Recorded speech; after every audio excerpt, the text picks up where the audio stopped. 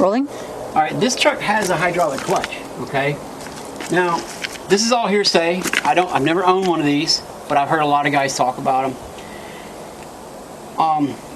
The Cascadias with the hydraulic clutch, some of them had a problem that wouldn't crank sometimes because they would think the clutch pedal wasn't all the way in.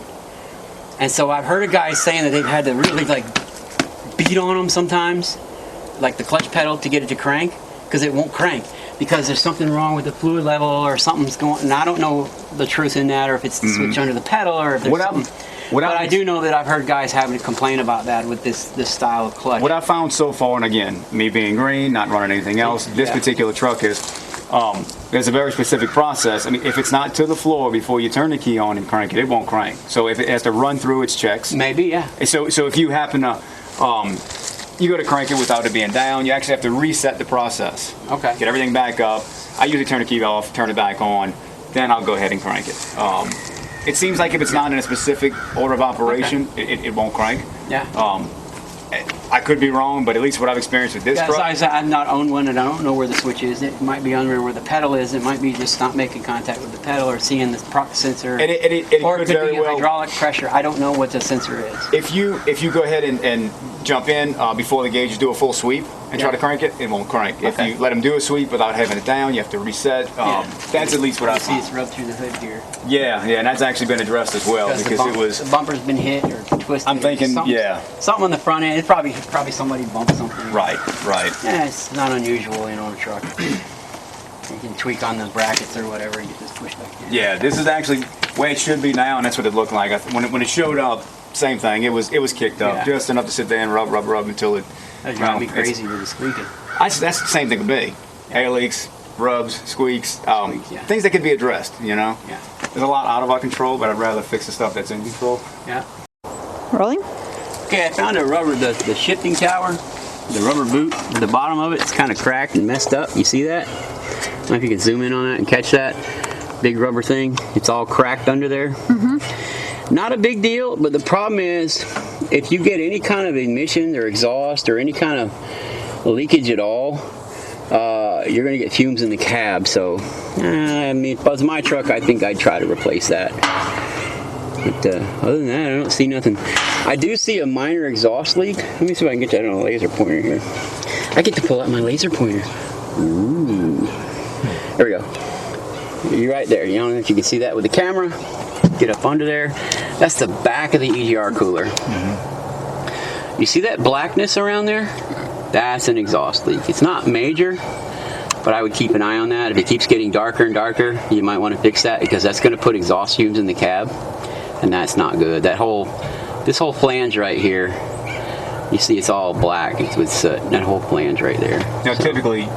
So I would just keep an eye on it. You can get to that from the front of the truck. I'm just looking at it back here. Would that be a new clamp? I mean, clean surface? Maybe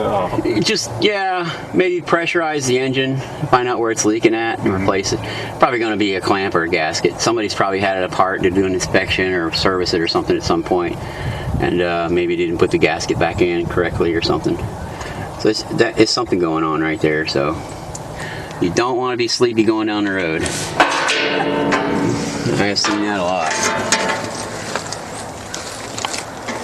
Yeah, it looks good other than that. Decomp tube is up there. Everything looks good over here.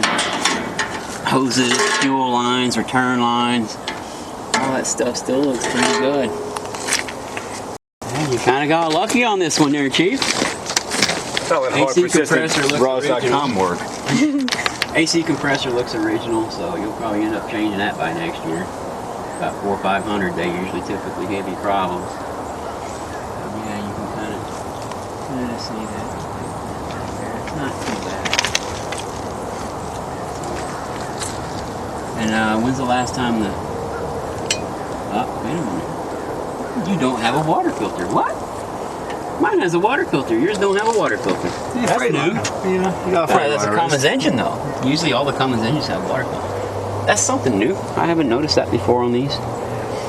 Must be a 2350 thing. You don't have a water filter. Weird. I have a water filter on mine.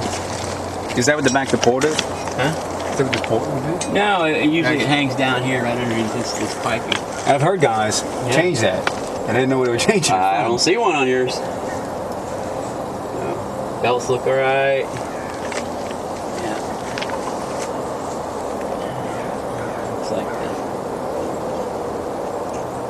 Yeah. And that feels good.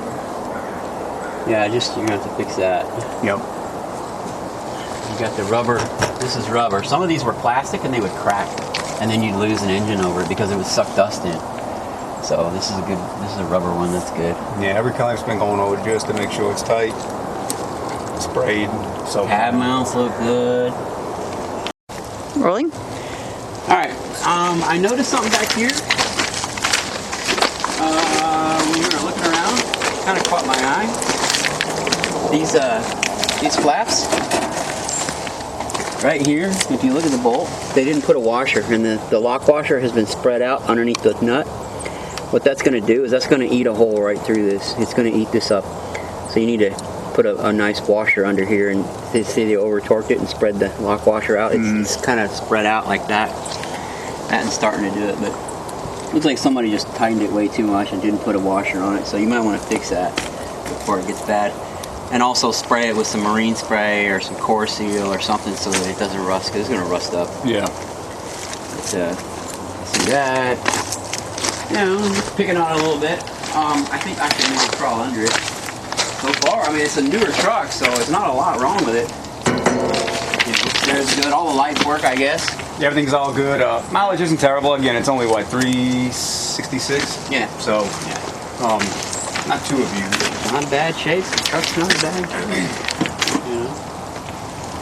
Like I say, you know, hub bearings, typical maintenance. Jack it up. Jack up the front end and check it with a dial indicator, the front kingpin lash. That way you can monitor it and do it again in a year and see how much more wear it has. Right. Got an estimate when you're going to need to do those. Change these tires, I would, before it gets too hot of weather. That makes me cringe a little bit. And then let's crawl under here. Let me crawl under here and be a glutton for punishment.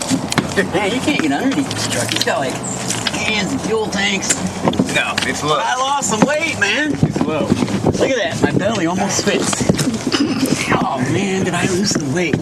That is so much nicer. All right, what do we got? Let's take a look at the driveline. Not too much play.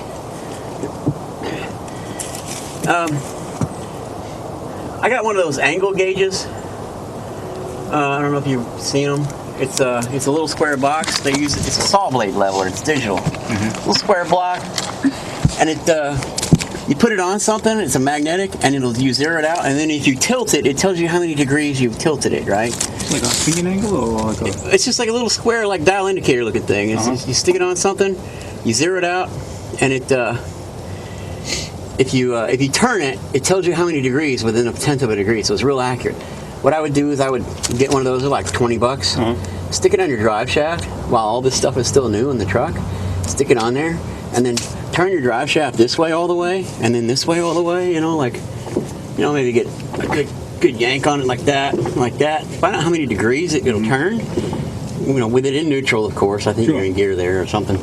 And then it'll tell you how much lash you've got back here in your rear, and then as the truck gets older, you can measure that, and you can see how much more lash there is. To start with, and get a baseline, and that way you can say, oh, it's got 4 or 5 more degrees in it. It's starting to get more lash, right? And that way you can tell when your rears are starting to wear.